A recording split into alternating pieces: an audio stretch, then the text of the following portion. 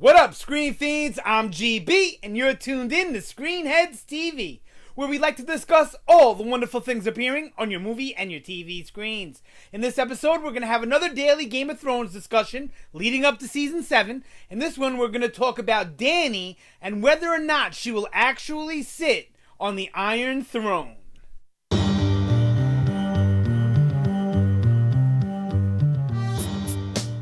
Okay, so as I said time and time again on a few videos, as well as just in daily life, talking to my friends and random people about Game of Thrones. Yep, that's right. I just woke up to random people on the street and started talking to them about Game of Thrones. If you knew me, you know that wouldn't be too far off. Okay, so will Dany actually sit on the Iron Throne? Now, this is a question that's come across my brain quite a bit. At times she feels like a good guy. At times she feels like a bad guy.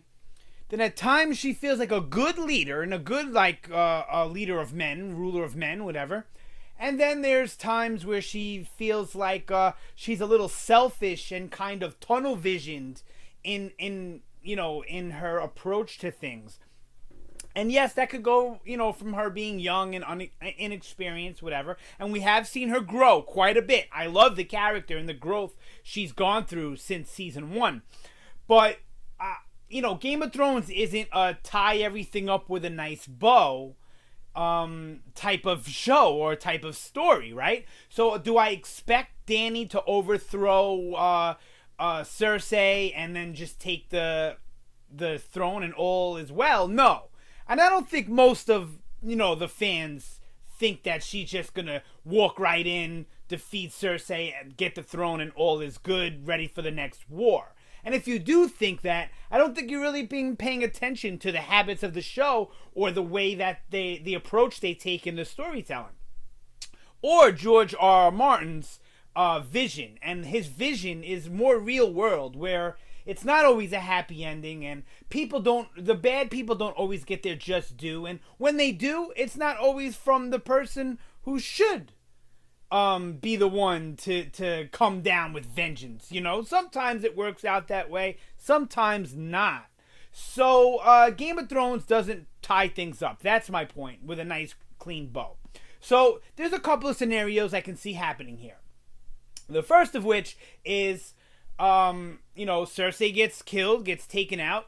I did another video about that. Check that one out if you haven't yet. And Dany takes the throne. But if you remember, her army is unsullied, who are vicious killers as far as soldiers go. I would say more vicious than your average knight or your average soldier, I would assume. That's what makes them so special, right? That and their discipline. And then you have the Dothraki, who rape, pillage, and just take. So, you got them running all over Westeros, doing crazy things. And I don't think they can be tamed the way the wildlings can. Like, wildlings are savages, but they're people and they can be reasoned with. Where the Dothraki are basically just, if you're not one of them, they're not even going to let you open your mouth. Your throat is cut, So, I don't know, man. I don't think she's going to be received well. So in this scenario, if she does defeat Cersei and takes the throne, I don't think the people of Westeros are going to be accepting of her. So while she is now queen and took what she wanted, her name Targaryen is already a terrible, sullied name in Westeros.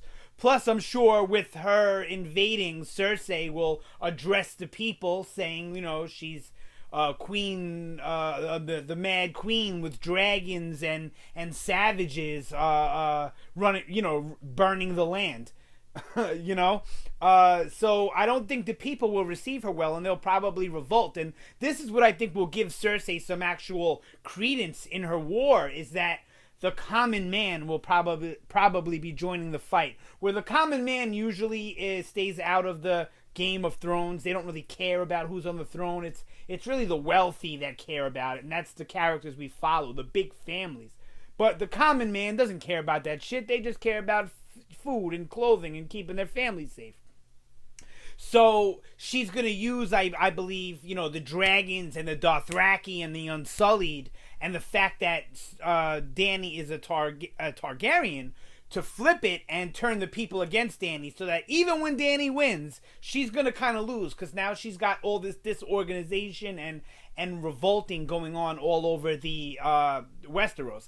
And now I think that's going to be the storyline that's going to still bleed into the next year's story. If this is the way it goes, that will be the story that kind of bleeds into next year's story. While the Great War is going on, they have to kind of get all of these people back together again, all of Westeros, all of the big families and the commoners, and they have to convince them that Dany isn't the Mad Queen or isn't evil, or even if they can't convince her that, they at least need to convince them to join the fight against the White Walkers. So that's one way they could go.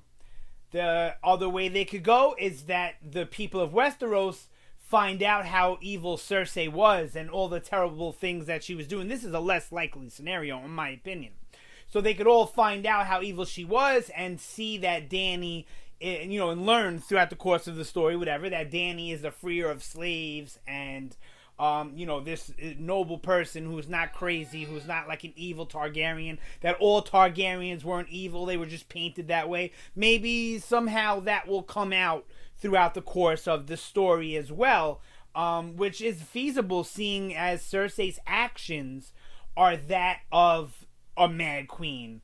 The people don't know of Daenerys' actions too much, and that they do know isn't, I guess, it could come across as death and destruction reigning the lands, because she has done quite a bit of that, especially against, the wealthy, the 1%, so be it, right? How she turned the slaves on their masters and such. So that's another scenario we have where, and then the people accept Dany, and then the White Walker stuff happens. But to me, that's too clean cut and that's too easy. So I don't think they're going to go that way. And then we have another scenario that I think is highly possible. I don't think it's as unlikely as my first scenario, but still highly possible. And that's that Dany dies, and she never gets a chance to sit on the Iron Throne. But of course, if this was to happen, it would already come out that Jon Snow is Targaryen too, who has, claim to the throne, blah, blah, blah. So I don't know if it's really going to happen this way. But it could happen where Dany dies and doesn't get to reign, and then maybe Jon or Tyrion even sits on the throne, or maybe Littlefinger comes out on top. Who's to know? That's why I love Game of Thrones. It's very unpredictable. They don't always go the usual way. Sometimes they do, and that's what makes it great. Sometimes they make the usual choice, the safe choice, or the obvious choice, but not always. Sometimes they go another route with it and really throw you off guard. I thought Ned was the main character. Then I thought Robb was the main character. Then I thought Jon was the main character, and Jon died. But by that time, I was pretty cemented in Jon coming back to life and being the main, one of our main Starks, so be it, right? Maybe Sansa takes the throne. Anyway, no matter how it happens, it's going to unfold in a great and interesting way. I'm sure of it, because that's the Game of Thrones, right? And that's what we've gotten with this show. So this season, I think, will be the final game of the final battle for the throne amongst men.